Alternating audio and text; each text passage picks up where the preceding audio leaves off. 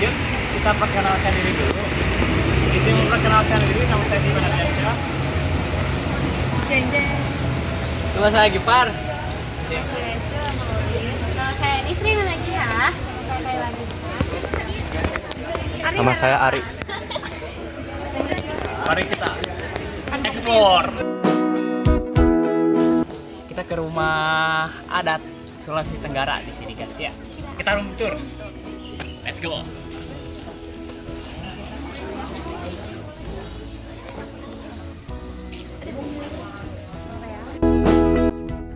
Sulawesi Tenggara adalah sebuah provinsi di bagian tenggara Pulau Sulawesi, Indonesia. Sulawesi Tenggara terdiri dari 2 kota dan 15 kabupaten. Di Sulawesi Tenggara juga terdapat beberapa suku yang meninggali daerah tersebut. Di antaranya ada suku Tolaki, suku Buton, suku Muna, suku Bajo, suku Cia-Cia, dan masih banyak lagi.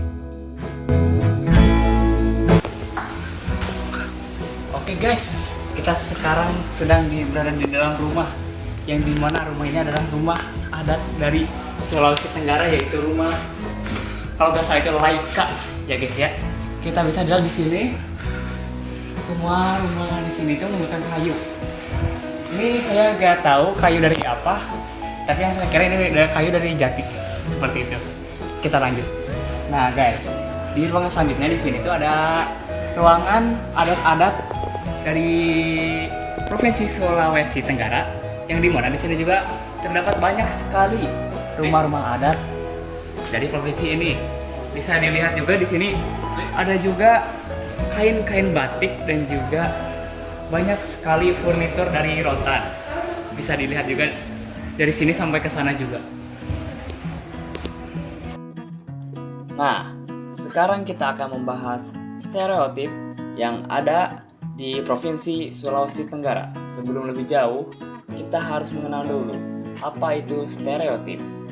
Stereotip adalah anggapan atau pandangan umum tentang suatu kelompok yang seringkali bersifat berlebihan, tidak selalu benar, dan belum tentu adil. Stereotip biasanya terbentuk dari pengalaman, media, ataupun budaya, tetapi tidak selalu mencerminkan kenyataan. Nah, sekarang kita akan menjelaskan tentang poin-poin stereotip yang ada di Sulawesi Tenggara. Yang pertama itu ada orang Buton pasti punya ilmu kebal.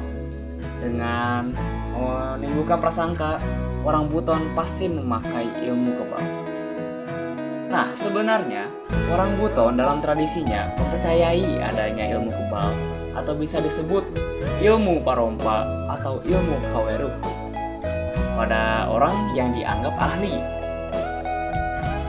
Stereotip yang kedua itu masyarakat Tolaki keras dan tegas, sehingga menimbulkan prasangka watak orang Tolaki itu kasar.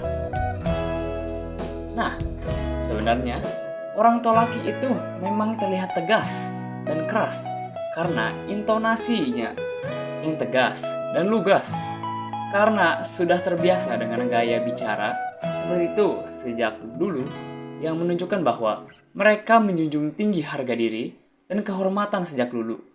Tetapi mereka juga sebenarnya itu orang yang sangat ramah kepada orang lain tentunya. Untuk stereotip berikutnya, yaitu ada orang Bajo hidup di laut. Dengan menimbulkan prasangka, orang Bajo pasti kerjanya cuma mencari ikan, atau bisa disebut juga nelayan. Nah, padahal sebenarnya orang Bajo merupakan orang nomaden di laut yang setiap harinya pasti menangkap ikan. Tapi itu dulu. Namun, untuk seiring berjalannya zaman, orang-orang Bajo sekarang tersebar di pulau-pulau di Indonesia. Dan ada pun juga di Malaysia. Kalau Indonesia itu seperti Sulawesi, Kalimantan, dan bagian-bagian Indonesia Timur lainnya. Sehingga orang-orang Bajo tersebut sekarang tidak terlalu bergantung kepada hasil ikan yang ada di laut. Ada juga orang-orang Bajo yang menjadi buruh di pabrik atau menjadi guru. Nah, untuk poin terakhir yaitu ada dari suku Tolaki. Stereotipnya, suku Tolaki dan Wanosi susah menerima perubahan dengan menimbulkan prasangka orang dari kedua suku tersebut pasti gaptek atau tak mengerti perkembangan zaman. Nah, sebenarnya suku Tolaki dan Wonosari atau disebut juga Wanosi dikenal dengan menjunjung tinggi adat dan tradisi sehingga terkadang mereka dianggap sulit menerima perubahan.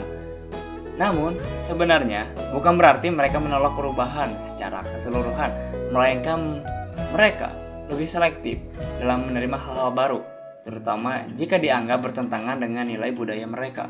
Seperti itu.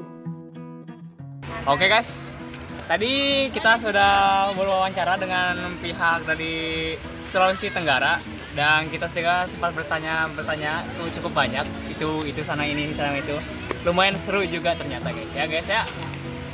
Cikidot